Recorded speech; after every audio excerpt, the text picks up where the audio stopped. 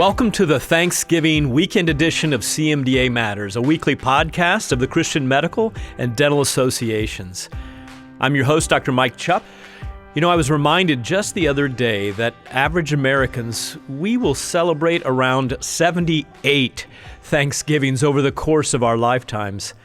I suppose that if we had to alter just one Thanksgiving as an investment in our family's health for the years to come, it would be a small price to pay. We do hold so tightly to our traditions. Sometimes we need to step back and get a broader perspective. Thanksgiving is not just a day, but I think a heart attitude. One of our CMDA staff told me today about an insightful pandemic proverb, that it is, quote, better to celebrate a Zoom Thanksgiving than an ICU Christmas. This year, I believe we have so much to be thankful for at CMDA in spite of this pandemic. God has walked beside us through one of the most difficult times for our country and the world. And I trust that He will bring us, His sons and daughters, out on the other side. I must say that I'm personally pursuing gratitude this Thanksgiving. That's my new word this November, in spite of our present circumstances. Well, my guest today is our new director for the CMDA Center for Advancing Healthcare Missions. Dr. Doug Lindbergh is a family physician, and so is his wife, Dr. Ruth Lindberg. I've joked with Doug and Ruth that they are shining trophies of CMDA as the Christian Marriage and Dating Agency because they fell in love and got married while participating in the CMDA student chapter at Loyola Medical School. They both served as missionaries in Nepal for 4 years before returning to the States in 2013. Just after returning for home assignment in 2013, their lives and careers were turned upside down with 3 major ministry and life-changing events. Dr. Lindbergh is a graduate of Bethel University in Minnesota and got his MD degree from Loyola University School of Medicine in Chicago. He then did his family medicine training in the Waukesha program in Wisconsin. He went on to do a family medicine rural health fellowship here in the Tri-Cities area of Tennessee prior to going to Nepal with Ruth and his 2 children.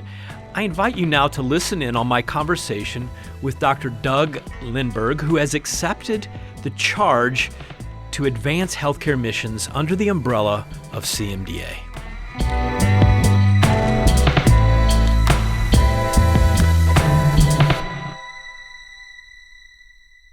Well, I count it a great privilege today on CMDA Matters to have as my guest our newest member of our senior staff team, and that is Dr. Doug Lindbergh. Doug, since the beginning of August, has become the director of our Center for Advancing Healthcare Missions. So welcome to the program today, Dr. Lindbergh. Thank you. And Doug, you're talking to us from Milwaukee, Wisconsin, and you've continued even as director to do a little bit of medical work on the side. Tell us a little bit about what you're doing half-time. Yeah, so I work half-time for Pro Healthcare in their urgent care department. So this is a job I was doing full-time for the last 7 years or so, and they graciously allowed me to cut my hours so I could come on board with CMDA and continue to work clinically, which I'm certainly thankful for. Well, before we launch into talking about the center for which you've become the director, tell us just for our listeners' sake, your background in medical missions and just a little bit about how you and Ruth felt that God wanted you to serve in a cross-cultural setting in answer to the Great Commission. So Ruth and I received our calling separately, and we both felt that was important for us in that during our time on the mission field, there was no question that one of us was there because the other was called or vice versa. But the Lord placed a very clear calling on both of our hearts. And for me, it started unfolding through attending Urbana Missions Conference in college, and then blossomed really during medical school through friendships that we had through our CMDA chapter at Loyola. And in a home that we lived in, there were 4 different people who went into long-term medical mission work. And so it was just an incubator for medical missions. And Ruth just lived a couple blocks down the street. So she was certainly a part of that too. And yeah, just conversations. We had Dr. Harold Adolph and his wife came to our house on a snowy winter evening and talked to, I think, 7 of us or so, which may have not seemed like a great turnout, but the outcome was ultimately, I think 5 of us wound up overseas in mission work. I've heard from Harold myself. He has a powerful, moving, and motivating testimony. He sure does. So that trip up the slippery stairs in January in Chicago was worth it for for him and his bride. But yeah, we were both really clearly called individually, which made us even more convinced as a couple that we were to continue to engage in the Lord's work overseas when he sent us. So you ended up serving a full term in the country of Nepal, a traditional missionary term. And at the end of that term, you returned to the States, and then some pretty remarkable things, unexpected things happened for your family. Tell our listeners a little bit about that. Yeah. So at the end of our term, we left fully intending to be returning to Nepal a year later. Within a span of 6 months, Ruth's father had a ruptured cerebral aneurysm. The mission hospital we had been working, which had been a mission hospital for over 40 years, was nationalized. And then most significantly, about 6 months after our arrival home, Ruth was diagnosed with stage 4 carcinoma of unknown primary, which ultimately wound up being endometrial cancer. But truly miraculously, I'll skip to the punchline, truly miraculously, she is now 5-year cancer-free. And so there are new horizons for us as far as just our life together. Our kids still have their mom, I still have my wife, and the world still has Ruth. Well, I want to encourage our listeners, if they have an opportunity to cross paths with Doug and Ruth Lindbergh, to get an opportunity to hear, as I have heard up close and personal, your story and how God miraculously took away Ruth's cancer. So you've been working in Milwaukee, urgent care, and then out of the blue this past February, I reached out to you and asked you to consider whether God might have something different for your life and for your journey in medical missions. And how did you and Ruth come to the conclusion that this was an opportunity that maybe God had in mind for the Lindberghs? We'd been praying for some time and feeling increasingly restless about the status quo, and still felt passionate about healthcare mission work and wanted to be involved in that. And we've been involved with mission work. I'm in the mission leadership team at our church, and we've maintained an active presence in several mission efforts and circles, but felt like there was more. And yet we weren't feeling released to go yet at this point. And so we didn't know what other options there were. And yet we were praying and wondering, and again, feeling increasingly unsettled with the status quo. And so when you called, the soil had been tilled already. And so, yeah, there were some logistical things to talk through and work out, but the Lord had already pretty well prepared our hearts to say yes. And again, we're thrilled to be stepping into this opportunity and working with CMDA. Well, we've had a Center for Medical Missions that both Dave Stevens and Susan Carter started a number of years ago, and there's been a lot of wonderful ministry that's been done. And just recently, we agreed together to change the name to the Center for Advancing Healthcare Missions, because so much more of the outreach goes beyond medicine, involving all kinds of healthcare, whether it's dentistry or physical therapy or optometry, you name it. We've even had some veterinary missions involved with some of our conferences. So how is CAM, as we're calling it now, working to help inspire and mobilize the next generation of healthcare missionaries, Doug? CAM's already been doing great work in this area. So for many years now, they've been putting on, or CMM at that point has been putting on the pre-field conference twice a year, most years. This year, we had to cancel our upcoming spring one due to COVID, but this is a conference that brings together appointees, healthcare missionaries that are about to go out. And it's a wonderful orientation that encompasses culture, world religions, and fundraising and preparation in all sorts of different ways. And that allows these folks to be together as well. The fellowship is really an important element of it. to bring those people together. I know for Ruth and I, when we went through it, it was extremely beneficial to us. And we look back on those times and drew strength from them for years later while we were on the field, as well as keeping up some of those relationships. So we'll continue on with that. There's a newsletter called Your Call, which goes out regularly to folks who are interested in medical missions, healthcare missions, excuse me. The nomenclature is we're still working on being consistent. I think, Doug, that's well over 1,000 recipients on that list, is it not? Yeah. It's a widely distributed. There's the Remedy Missions Conference, currently Remedy West, which will be held January 9th and 10th. It'll be virtual this year. And these are geared towards students and anyone else interested in missions. We're considering future sites for this in years to come as well. This year, it'll just be held at California Baptist, but again, it's a virtual conference, so anyone can sign up. And then I think a real key element that CMDA brings to bear with regards to mobilization is working with our campus and community ministries. Our organization has a presence on the majority of med schools in this country on their campus. And so that gives us access to students, to residents, to faculty in ways that other sending agencies and mission mobilizers just don't have. And so to be making connections, and we're trying to build up a virtual speakers bureau and local speakers bureau to provide folks who are engaged in healthcare missions to come and talk to students and residents over time. And so we're really excited about those possibilities. And again, kind of combining the campus and community ministry with CAM. And then a couple other things. We offer 9 different scholarships. Most of them are for short-term trips, many for students and residents.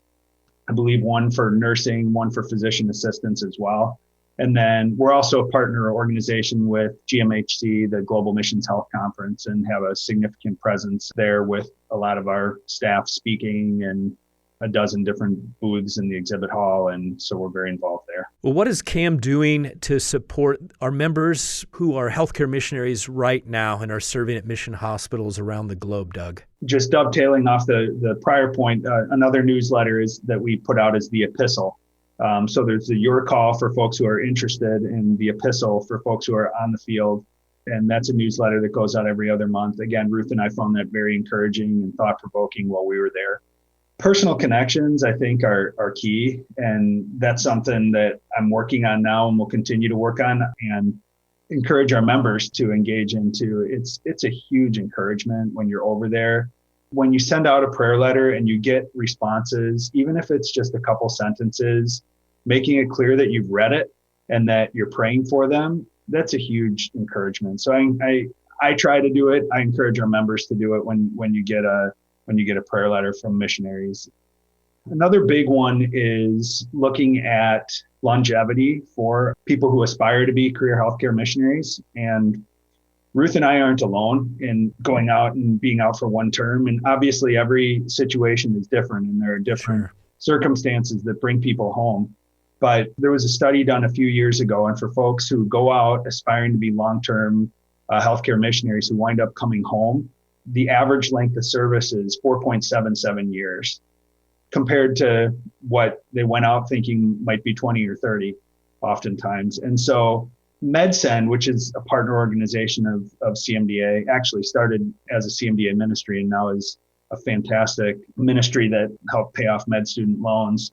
In partnership with our Center for Wellbeing, has started a coaching and mentor ministry for new missionaries when they go out, where they're paired with a MedSend alumnus and agree to meet at least monthly for the first 2 years that they're on the field. And then thereafter, it's kind of a voluntary continuation.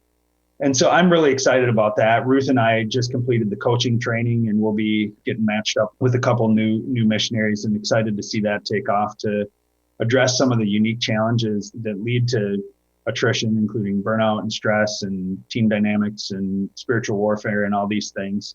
And to have someone to talk about it with, I think will be really helpful. You know, Doug, I have run into a lot of young couples who are double doctor couples like you and Ruth and are considering serving in medical missions. Could you just share with those who are listening, what are the unique challenges for couples who are both physicians or both healthcare in serving overseas cross-culturally? When we arrived over there, we had to check our prior assumptions at the door.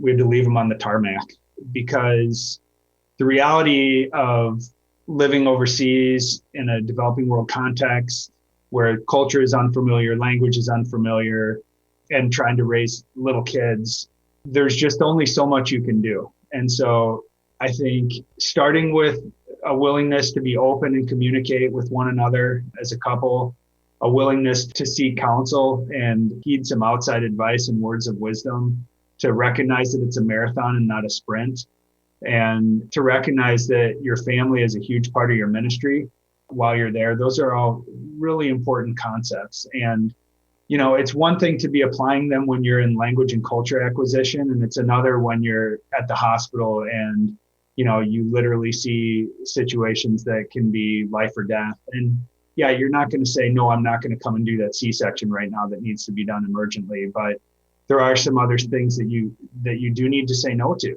particularly when you're a double doctor couple or double professional of any sort with significant ministry going on by both partners. It's something that requires a lot of careful thought, and the Lord doesn't call you to not love your kids and not spend time with them. Amen. And not raise them well. I think it's very important to be mindful of that. Well, the first event that we had with you in your new position was the annual summit in healthcare missions leadership, and you joined me as a moderator for one of the 2 days. We did virtual this year because of COVID, bringing together the leaders of all sorts of sending agencies and related healthcare missions agencies. What do you see for the future for this summit that's been going on now for many years? And we partner with MedSend, as you mentioned earlier, a very strong partner with us with a similar vision and wanting healthcare missionaries' career to be successful. Just talk to our listeners a little bit about what you see, where that summit could be going. Yeah, the summit is a key and strategic gathering that happens every year. This past year, we had 112 key leaders from 50 different organizations that convened. And a lot of sending organizations, healthcare missions is not their prime focus. And that's fine. But at the same time, the needs and the particulars of healthcare missions and healthcare missionaries are different oftentimes than a traditional church planner or a teacher or other folks that they're sending out. And so to have everyone gathered around the table for a dedicated 2-day time together, strategic discussions, connections, and working groups that can form out of that. It is just so strategic and a wonderful platform to, again, advance understanding among sending agencies and build bridges and networks between these groups to help us do healthcare missions better moving forward. Well, I came out of this year's summit in early September myself, Doug, and I think one of the most encouraging things that I heard was from the new president of SIM, probably the largest healthcare mission sending agency in terms of numbers of missionaries, and the fact just looking over 100 years of ministry, and when spikes in recruitment of new missionaries came was after major periods of difficulty, either for North America and or the whole globe. And of course, with what the globe is facing with this pandemic, I'm hopeful, as are you, that when this settles, when this COVID cloud dissipates, God willing, that there'll be a renewed passion and interest for folks within healthcare missions. It's so strategic. It's such a wonderful way to show the love of Christ to our brothers and sisters around the world. So let's walk through those open doors. And I would pray that the beauty can come from the ashes of 2020. Amen to that. Where do you think that CMDA can even have greater impact moving forward, Doug, as our new director? Yeah, I think building on those relationships and networking is key. Yeah, we've already talked about MedSend. A lot of these things that we've talked about are not solely CMDA ministries. We're a trusted third party. We're not a sending church. We're not a supporting church. We're not a sending agency, but there's so much expertise and so many connecting points through CMDA that we have to offer. And so by partnering, we can leverage those connections so effectively. And so things like the summit conference that we work with MedSend on, the pre-field conference, which World Medical Missions and Samaritan's Purse help us with. And then continuing to build out partnerships with groups like, the international CMDA, the ICMDA. There's nearly 200 different chapters of CMDAs in different countries around the world. So building those relationships out and finding ways to support one another is something that we can work on. Health for All Nations, groups like this, where we can continue to work together and leverage the influence we do have to advance the cause of healthcare missions. There's other areas too. I mean, another huge need is hospital administration development efforts, and our new Christian healthcare executive section. There's, I know, some discussion going on about how to support administrative efforts in hospitals in developing world setting. And I had a conversation with Dr. Stevens a handful of days ago, and he had mentioned being willing to trade 3 MDs for 1 good administrator when he was in Kenya.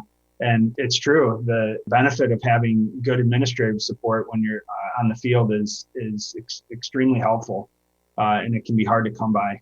We were blessed with a strong partner organization in Nepal, where I worked, that did have some pretty good administration because of strong national leadership and investment that had taken place in that through the years. But there were still challenges, and that's by no means not always the case.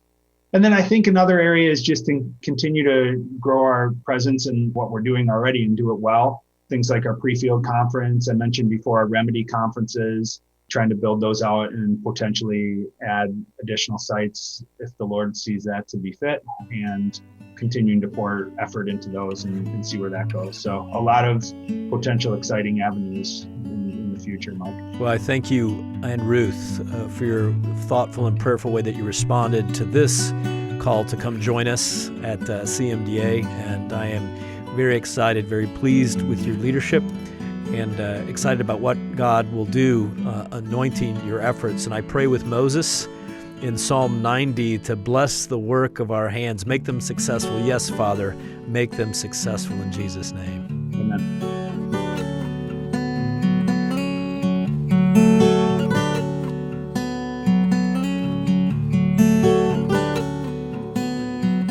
Dr. Lindbergh mentioned there's a need for missionaries to have a great support system of fellow believers that will include regular prayer on their behalf. There is a book written by Eddie Bayan entitled Praying for Your Missionary: How Prayers from Home Can Reach the Nations. It's a fantastic resource to inform and teach Christians about missions and how they can help missionaries by praying from their own homes. For many Christians, missionaries can be kind of out of sight, out of mind. There were many years when I wondered if anybody back at home remembered that I was serving in Kenya at a given time. Eddie Bayan provides a handy guide to praying for our missionaries. He shows the vital connection between prayer and missions, how our prayers are connected to both the well-being of missionaries as well as the fruit of their work. This book offers ways to pray for the various needs that missionaries have on the mission field to prevent burnout and protect them from harm. We can partner with our missionaries as individual intercessors and as sending churches. The fields, Jesus said, are ready, ripe for harvest. Your prayers for the workers in their ministry can make a difference. You can get the book I mentioned and many other great resources for healthcare missionaries and those who send them and support them at cmda.org/store, or just call 888-230-2637. This is a great place to do some Christmas shopping, so be sure to browse our online collection today.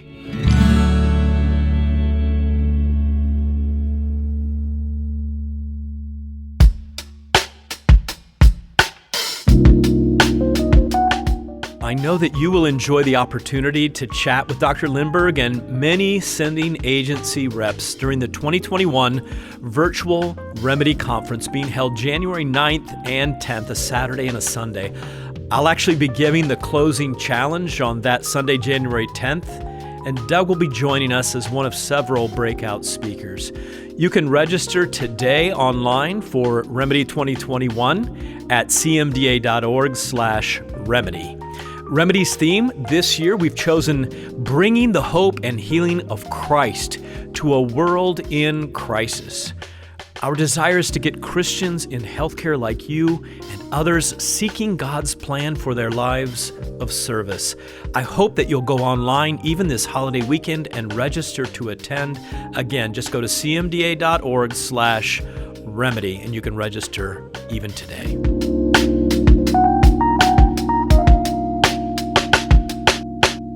With Thanksgiving and the end-of-year giving season only just days away, I want to take a minute to say thank you, CMDA. Many of you gave so generously this year, equipping your CMDA to respond effectively to some very unique challenges that we faced while still being able to share the gospel and disciple healthcare professionals in their walk with our Lord. At CMDA, we value every single donor and the personal impact they have on so many through their generosity. Each year, during the month of December, CMDA receives a significant amount of financial support to help sustain CMDA's many ministries. As you make your final giving decisions for 2020, I would be so grateful if you would consider CMDA. You know, yesterday as I was putting my thoughts together to record this segment, a member called to make us aware of their desire to encourage others like you to join them in making a special gift to CMDA in December, and they have generously offered a dollar-for-dollar match up to $100,000 for gifts received by Christmas Day, December 25th. Thanks be to God for this wonderful encouragement and early Christmas present to CMDA. Will you join this member by considering your special gift today? Just go to cmda.org/give or contact us at 888-230-2637. Our stewardship team is available to answer any of your questions and help you with your gift. They can be reached at stewardship@cmda.org. Thank you. I look forward to celebrating the many ways the Lord uses your prayers and your generosity to advance the gospel through your CMDA in 2021.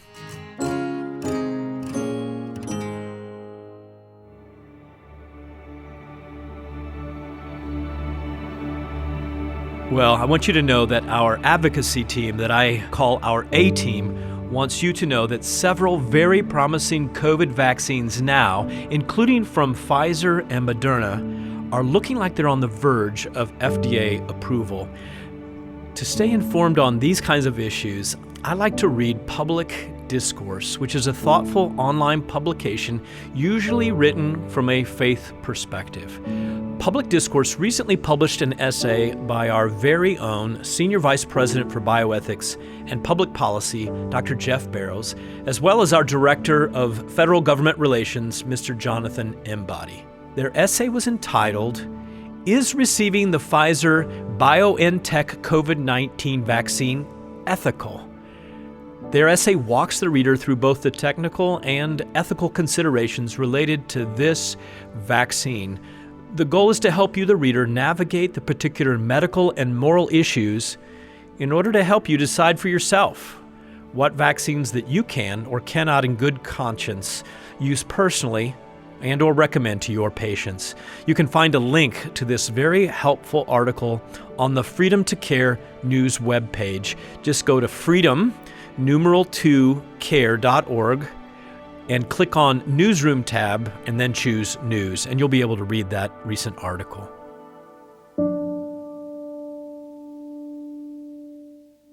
In closing, I want to tell you that I pray God has used this difficult year in your life to remind you of what is truly important.